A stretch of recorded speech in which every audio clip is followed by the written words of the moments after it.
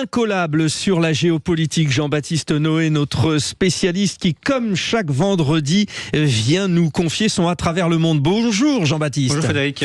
7h24. Le Salvador était l'un des pays du monde avec le plus fort taux de criminalité.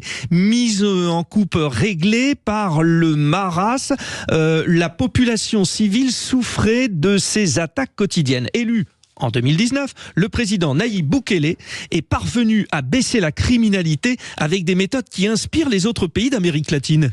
Oui, alors on a du mal à s'imaginer ce que c'était. Salvador, c'est 6,4 millions d'habitants et ils ont été mis en coupe réglée par ces gangs criminels nés aux États-Unis, les Maras. En 2015, on avait 103 homicides pour 100 000 habitants. À titre de comparaison, en France, on est à 1,3 homicides pour 100 000 habitants.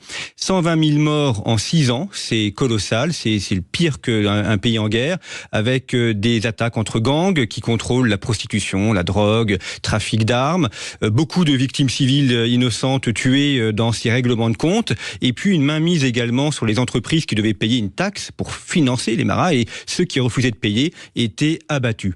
Les gouvernements ont tenté de rétablir la sécurité avec échec, et tout change en 2019 lorsque Nayib Bukele est élu président, et il arrive, lui, à rétablir l'ordre. Bon, ce Bukele est un jeune candidat de 37 ans qui se fait élire sur la promesse de rétablir la sécurité. Exactement, il est maire de la capitale, San Salvador. Alors en 2019, il commence à prendre quelques mesures d'arrestation, de contrôle des villes. Et les Maras répondent en mars 2020, il y a 2 jours noirs, on a près de 100 personnes qui sont abattues pour s'opposer aux réformes du gouvernement.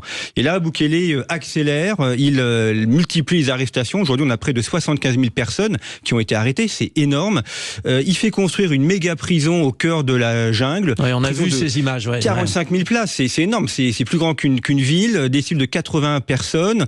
Il fait contrôler les populations, parce que les Maras sont tatoués de la tête aux pieds. Les prisons sont surveillées par l'armée, et avec ce contrôle, alors qui est aussi une enfreint à l'état de droit, il a dû mettre en place des mesures d'exception. Enfin, il parvient à faire baisser la criminalité, et aujourd'hui, le Salvador a des taux de criminalité à peu près normaux. A-t-il réussi à rétablir la sécurité et l'ordre dans le pays finalement? Vous dites oui, mais comment a-t-il été sanctionné par les élections? Oui, alors incontestablement, aujourd'hui on est à 2,4 homicides pour 100 000 habitants, c'est quasiment le taux français, tout ça en 1 an et demi, à peine 2 ans. Donc c'est remarquable, la population l'apprécie énormément, on a des portraits de Bukele un peu partout dans les rues. Il vient d'être réélu avec 85% des voix au premier tour. Donc il a évidemment réussi son projet politique. On peut lui reprocher malgré tout des entraves à l'état de droit qu'il va falloir surveiller. Après, il y aura quand même nécessité de revenir à l'état normal, mais il n'empêche qu'il a réussi à rétablir l'ordre. Les pays limitrophes du Salvador sont en train de regarder ce qu'il a fait pour s'en inspirer. Ce mal de la criminalité ne touche pas que le Salvador, mais aussi de nombreux pays en Amérique latine. Peut-être demain en Europe, pourquoi pas.